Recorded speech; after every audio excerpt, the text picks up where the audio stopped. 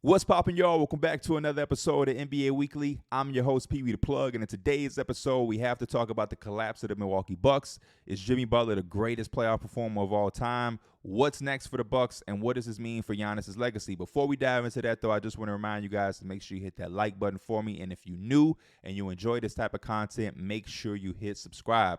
With all that being said, though, one of the first things I'm going to address within this series and everything that happened is something that I kept to myself and with my friends. It's nothing I said publicly. It's nothing I said on a podcast.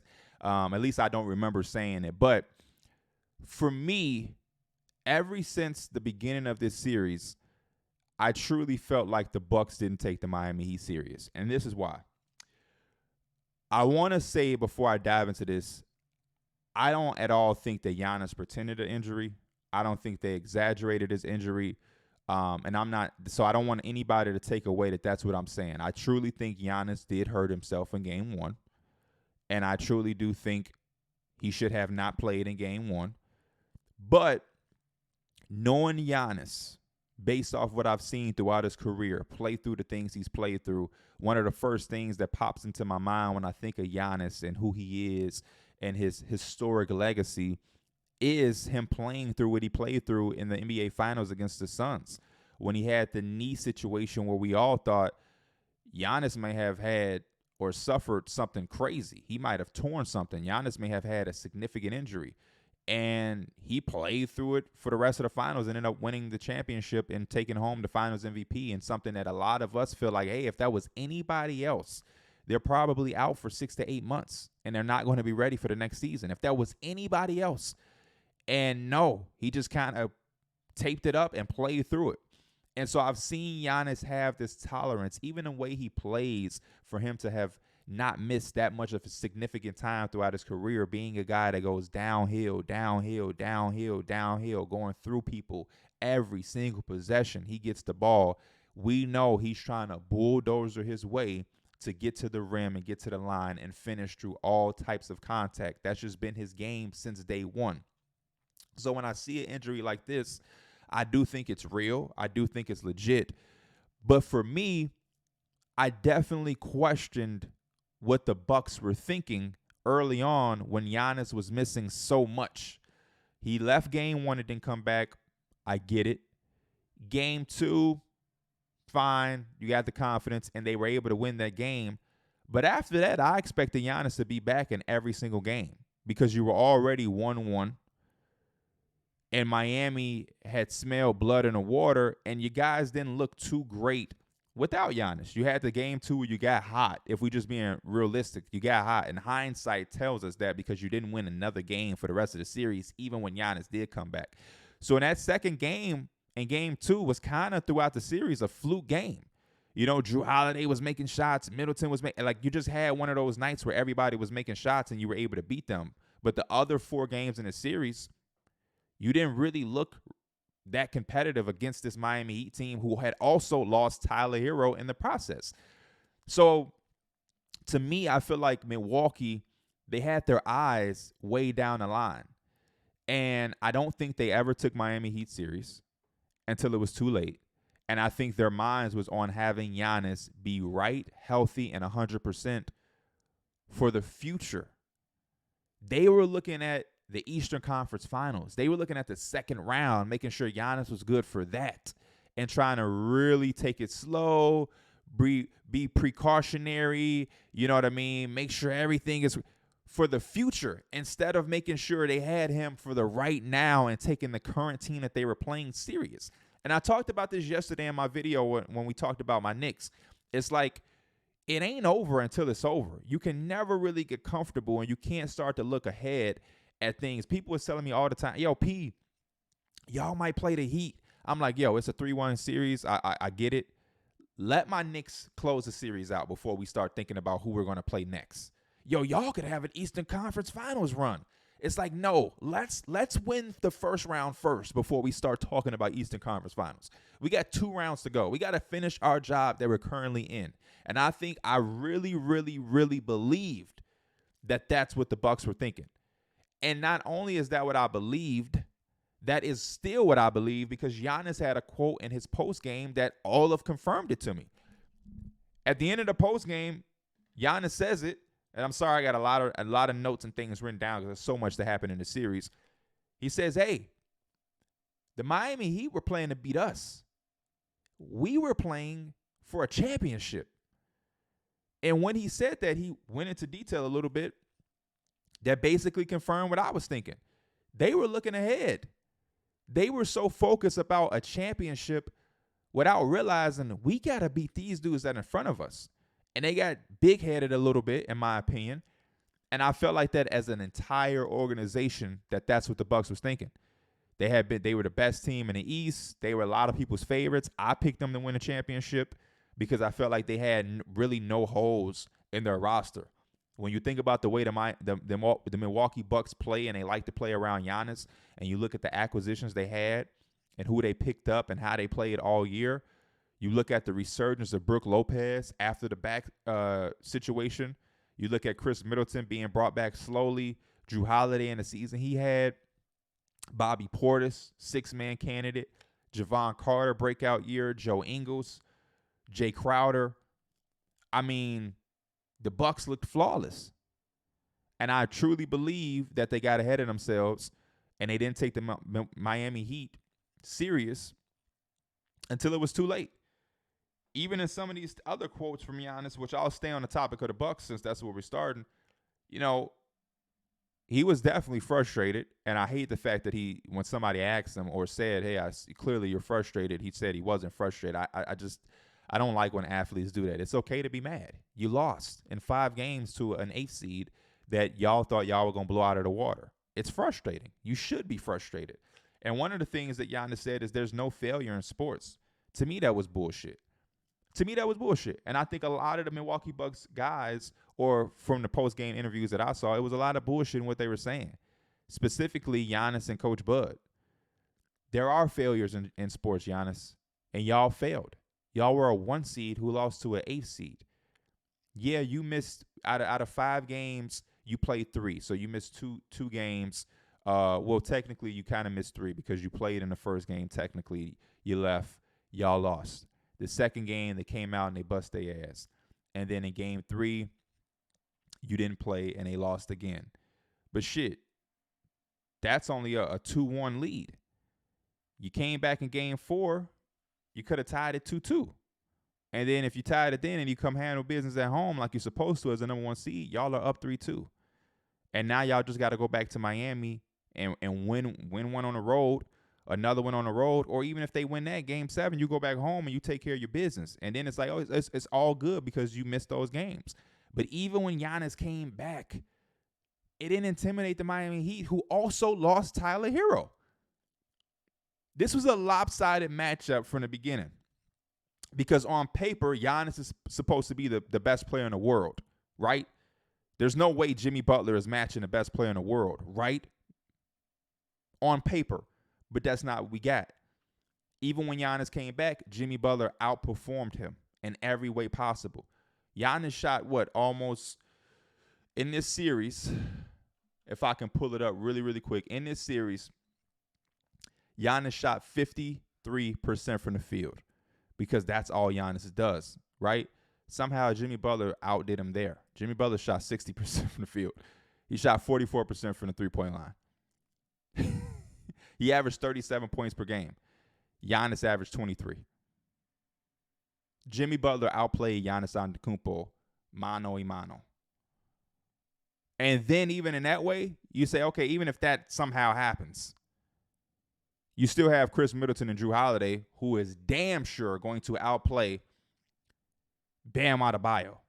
And they kind of did, but they kind of didn't. Drew Holiday's game dropped significantly in the playoffs. I mean, Drew Holiday shot 40% from the field. He shot 28% from the from the three-point line, and he shot 69% from the free throw line. 69%. That's bad. And then when you talk about the depth, right? They lost Victor Oladipo as well. But when you talk about the depth of the Miami Heat, you start to talk about Cody Zeller, Kevin Love, Duncan Robinson, who hadn't been able to play in I don't know how long, Kyle Lowry. Caleb Martin. And then when you talk about the Bucks, you start to talk about what? Bobby Portis, Jay Crowder, Pat Connaughton, Ingles, Javon, Wesley Matthews, all these different names. Nothing. I'm looking at right now, Javon played 12 minutes a game. Jay Crowder played 10 minutes a game. Do y'all remember what they gave up for Jay Crowder, all those picks and everything that they traded to get him? This dude played 10 minutes a game. 10 minutes a game. He was supposed to be a difference maker. Jay Crowder was supposed to be he's one of the names I mentioned when I picked them as my NBA Finals winner. These are names that I mentioned. I'm not just bringing up any names. When I talked about the Bucks and I mentioned their depth, Javon Carter was a name that I brought up. Jay Crowder was a name that I brought up. I forgot they even had Goran Dragic. But you got Wesley Matthews playing 20 minutes. And at least he made some shots, I guess. At least he shot 57% from three. Sure. I give you that. Bobby Portis, he didn't shoot the ball like he normally does. And I just feel like that was a thing for the Bucks. They came out and they failed. Y'all failed, Giannis. Y'all failed. Y'all had every advantage in every way. Home court, depth, experience, health. Even though Giannis was down, they were still the more healthier team. Miami Heat was dependent on Kevin Love. Kevin Love was giving them double-double games, man. Seriously? Kevin Love? With all due respect, Cleveland gave him away. And then we get to Coach Bud. Or before we get to Coach Bud, we have the quote from Giannis also where he said he wished he could have guarded Jimmy more. But you have to respect the coach. I think that's bullshit. I think if Giannis Antetokounmpo wanted to guard Jimmy Butler, there's nothing nobody could say. I truly believe that. And we heard this one of the last times they played off in the playoffs when the Miami Heat had beat them and embarrassed them years ago. It was the same thing. Like, man, it was like, oh, I'm just sticking to the game plan of the coach. And it's like, man, fuck that. That was cool back then. But now as a champion, an MVP, you know what I mean? Like, one of the faces of basketball, there's no way you're telling me that you wanted to guard Jimmy Butler, but you wanted to respect what Coach Bud had. That's bullshit. And even if that's the truth, that's dumb. Because there's no way you don't see the same issues with Coach Bud that we see. There's no way that you're blind to that. There's no way. At some point, star players who are elite and are the best players, they go out and they say, hey, I demand this. You know what Coach Spo said in his post-game interview? The lob to Jimmy Butler went to the huddle and demanded it. I am demanding we do this. And look how it turned out. Miraculously, he made it. They go into overtime, they win, and they send y'all home. I remember years ago, LeBron James, Cavaliers against the Bulls. David Blatt, he drew up a play for J.R. Smith to get a three. They walk out. LeBron tells the team, hey, fuck that play. Get a ball to me. I'm going right here. You know what LeBron did? Popped out, caught it, corner three. They beat the Chicago Bulls in the United Center in a must-win game, and they went on to win that series. You see throughout the course of the playoffs, to a little lesser degree, how many times do we see a player pick up their third or pick up their fourth, and they look at the coach and say, hey, I know I got four. Chill. Keep me out here. And the coach is like, oh, okay. That's what being a star player is sometimes. And even with the I got 4 fouls, sometimes you don't even get that from a star. Sometimes a role player will tell the coach, hey, I know I'm being a little too aggressive. My fault. I got you. I ain't going to do it no more. And it's just some questionable things. One of the most standout plays for me in this Game 5 game last night was the jump ball. One of the most important possessions of the game. Jimmy Butler, Brook Lopez, jump ball. Brook Lopez gets it. He wins the tip. Giannis is who the ball goes to. And Giannis almost throws the ball into the fifth row of the crowd because he doesn't want to get fouled. That was one of the most oddest things I have ever seen from somebody who's supposed to be the best player in the game. That was odd. You're willing to turn the ball over to not get fouled. That was odd. That was strange. And all that happened, Drew Holiday ended up missing one. Drew Holiday did what you thought you were probably going to do. You were afraid that you were going to miss a free throw. And that's all Drew Holiday did, was go up there and he went one of two. So you were probably better off just taking a foul and going up there your damn self. Another play that was a little bit questionable to me, the last possession of the game. The last possession, it looked like Jimmy was aggressively guarding Giannis coming down the floor where he was going to get fouled, and he gave that ball up to avoid getting fouled. That's what I saw. Maybe he really thought he was going to lose it and Jimmy was going to steal it. But Giannis gave that ball up very prematurely. And then somehow we get a final possession where Grayson Allen is attacking the basket and Euro stepping into a 0.0 clock. And that's how y'all season ends. Not with a Chris Middleton pull up, not with a Drew Holiday 3-point heave, not with a Giannis going downhill trying to get to the line. It's Grayson Allen Euro stepping into a buzzer beating clock. Horrendous. And then we get Coach Bud up there.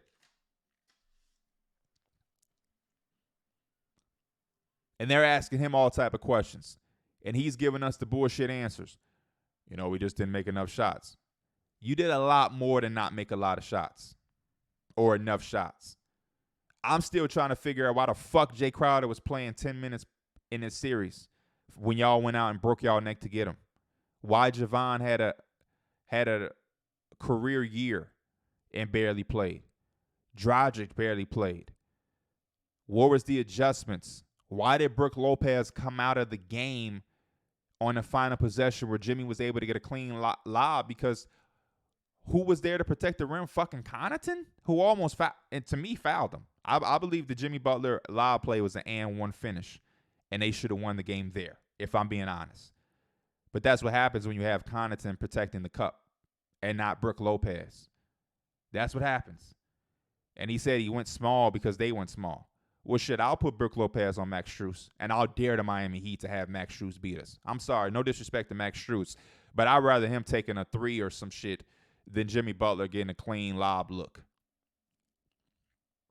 The final play that I'm talking about. Why no timeout? No timeout to advance the ball. No timeout when you see that your team don't got no fucking idea what to do. Your season is on the line. And all you do is sit at the post-game interview, look stupid, and give the simple, basic answers for a lot of the questions you were asked. You just lost 4-1 in a gentleman's sweep to an 8th seed who was down one of their best players and all of their offense for the most part. When you look at the series breakdown, when you think about an 8th seed beating a number 1 seed, there's probably usually somebody who just kind of uncharacteristically played out of their mind. You don't have that when you have a series breakdown. Jimmy he had 37 points per game. Next was Bam at 17. Next is Gabe Vincent at 13. It's not like Caleb Martin became a 20-point scorer in this series where Caleb Martin just was like, oh my gosh. It's not like Kyle Lowry out of nowhere woke up and just chose to be on demon time. He had 7 points per game. He played 21 minutes a game. Max Strus, 6 points per game. Kevin Love, 10 and 7 in 21 minutes. I mean, Duncan Robinson is the biggest guy that you can say went crazy. He shot 70% from three and scored 10 points per game. We know Duncan Robinson, we hadn't seen him play in so long. Maybe that's the guy. But even then, that really decided the series against a number 1 seed who a lot of people thought was going to win the championship this year? I don't think so. I think it really goes into Jimmy Butler outplaying Giannis Antetokounmpo. And I think it really goes to Eric Spoelstra out-coaching Budenholzer by a mile. Wasn't even close. I don't think we're going to see Budenholzer coach this team ever again. And if we do, we have no sorrow for what happens for them. No sorrow. The only reason he's still the coach now is really because James Harden and Kyrie Irving had injuries. I mean, if you really think about the Bucks' history, and I hate to put luck into anything, but I mean, if that Brooklyn Nets team is fully healthy, everything is different, and that's the one thing about the NBA that's beautiful. If was the fifth, we'd all be drunk. I get it, but it ain't like the Bucks have just been this flawless team. But that's why I tell people all the time: if you're a superstar, all you got to do is get over that hump once. If you're a coach on it, you get over that hump once. You win that one championship. That one, it just boosters up any low points that you have. So Coach Bud, with all the flaws we knew he was able to coach this team for an extended few more years based off of a championship run that kind of went their way. Kevin Durant foot on the line. That one simple thing changed the entire dynamic. The conversations on Giannis's name is probably completely different if Kevin Durant foot is behind the line and they don't win a championship. Imagine the Bucks in 2023 with no championship. The conversation around Giannis, Budenholzer, the Bucks, what they're going to do with Chris Middleton, this decision that's coming up, it's a lot different. A lot. And I'm not saying that to take away anything. They're champions. Giannis has his ring, but that's all it takes. Get over that hump one time, and a lot of the shit is different. In Game 5, the fourth quarter, the Miami Heat outscored them 32-16. In Game 4, in the fourth quarter, the Miami Heat outscored them 41-25. The Bucks had a 16-point lead in Game 5 at one point. In Game 4, they were up 15 at one point. I think they were going into the fourth quarter last night up 9. Blown leads. Not taking advantage of home court. Not making adjustments to slow down Jimmy Butler in any way at all. At a certain point, I would have just doubled him blindly and said, Max Strus, you got to drop 30. Bam Adebayo, you got to have 30. Kyle Lowry, you got to score 15. At some point, that's what I'm doing. Desperate situations calls for desperate measures. And when we start to talk about Jimmy Butler, I mean, we have to talk about him as one of the greatest playoff performers of all time. 56 in one game, 42 in the next game, 37 throughout the series. Outplayed a guy who, the best player in the league, you say. Outplayed him in every way. And we could talk about the missed games all we want, but even when Giannis was on the court these last two games, Jimmy Butler turned that switch up a whole nother level. Was willing to guard him, was willing to attack him, was willing to attack Jrue Holiday. He told Jrue Holiday, I own you. Basket after basket after basket after basket. There was a time where I thought the game was over. Jimmy Butler went for the win.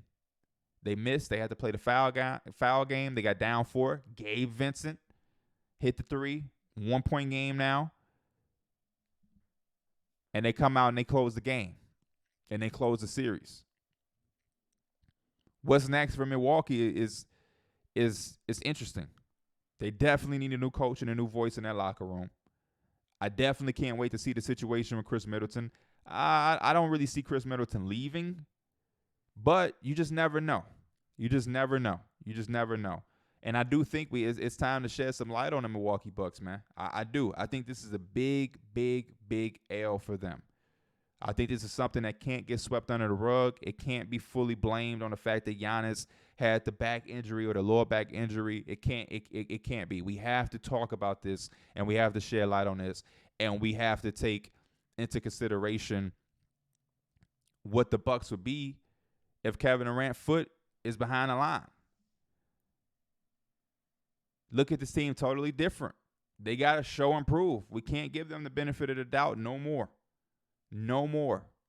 They have to go out and prove themselves again. I'm sorry. I can't wait to see who they're going to think of as the next head coach for them. But they do need someone who can be an X and O guy and make adjustments. Ime went to the Rockets, so it can be Ime. Don't know how they feel about Nick Nurse. Don't know who's going to also become available as the playoffs continue to progress and we get closer and closer to the offseason. But some adjustments need to be made. Maybe it's an assistant. Maybe it's what Carlos Lee. If that's the route they want to go, some adjustments need to be made. And it's tough from a roster standpoint, right? Because you look at the year that Brook Lopez had. He's perfect next to Giannis. Giannis had his moments throughout the season when he was dominant. But again, it don't mean nothing if you don't do it in the playoffs. You know what I mean? Like Jimmy Butler coached through the entire regular season, and he came and had his best moments in the playoffs where it matters. It don't matter that Drew Holiday is an all-star now when he comes out and he's shooting 28% from the three-point line, 40% from the field. It don't matter no more. It don't matter. Grayson Allen outshot you. That's weird. It don't matter no more. It really don't matter. Wesley Matthews a -16 plus minus, playing 20 minutes a game. He only played two games, but still, I was watching all last night. Like, why is Wesley Matthews playing? What the fuck? What is he doing?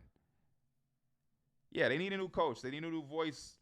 It's going to be interesting to see the way that they go. As far as the Miami Heat, they got to prepare for the New York Knicks. They got to prepare for my Knicks because Coach Tom Thibodeau is going to be ready. It's going to be a coaching battle. It's going to be X's and O's. It's going to be a lot of chess being played. These are two guys who are familiar with themselves, obviously from when Coach Tibbs coached the Chicago Bulls and, Spoelstra had the big three. There's going to be a lot of adjustments. Like I said, a lot of X's and O's. And I think my Knicks are going to be a lot more hungrier. They're going to be a lot more gritty and a lot more grimy than the Milwaukee Bucks. We're not just relying on Giannis to run through the wall and dunk. We're willing to make adjustments. We're willing to take certain things away and make you have to adjust. We have depth that I think we can rely on more, and that Thibodeau won't be afraid to play. We have heart. We have fight, and we're in the moment. We're not a team like the Bucks who have championship aspirations. We're living in the moment. We handled our business in the first round 4-1 against the Cavs, who were a favorite team that was supposed to be better than us. And now we're about to take on an exhausted Miami Heat team and try to make Jimmy, run on dead legs. They don't have a Tyler Hero. They don't have Victor Oladipo. And I think it's going to be tough for Kevin Love to have moments. I think it's going to be tough for Duncan Robinson to be out there. And I think we can win this series. We definitely respect the Miami Heat because you see a guy like Jimmy Butler when he's having these type of performances, a 56, 42. Bam is a good basketball player, even if he isn't giving you 30. You do have to respect Kyle Lowry to a certain degree, and they're definitely all running on a high by beating the Milwaukee Bucks. But I think with home court advantage, the size, the rebounding, they out-rebounded the Bucks. I think we can out-rebound them. We just need Julius Randle to be fully healthy. I think the depth, the defense, we're going to be extremely stingy. And I'm going to take my Knicks in that one. I know a lot of people probably going to rock with the Heat because of the way Jimmy Butler playing, but I think we can throw a lot of stuff at Jimmy. And I think Tom Thibodeau is going to actually coach. And I think if you have somebody who's willing to actually coach against the Miami Heat, you can exploit a lot of the weaknesses that they have. They're the AFC for a reason. All year they struggled for a reason. Only Coach Bud was a disaster enough to allow them to shine and say, hey, just whatever. We're going to handle our business. I appreciate y'all for tuning in. This is just crazy to me again. Even with a night full of sleep, just thinking about this is still kind of mind-blowing because I had the Bucks winning it. I just can't believe that they're in the situation that they're in. I can't believe it. And then to see Giannis's post-game interview, some changes have to be made because they're supposed to be on a dynasty run, right? Which is why the legacy is not in question, but it has to be talked about a little bit because after they won, I start having a conversation like, damn, if Giannis can win 3 more or 2 more, where do we put him all? They got some work to do before we start talking about winning 2 more. But as I was saying, I appreciate y'all for tuning in. As always, this is NBA Weekly. I am Pee Wee the Plug. I'll see y'all next time. I'm out. Peace.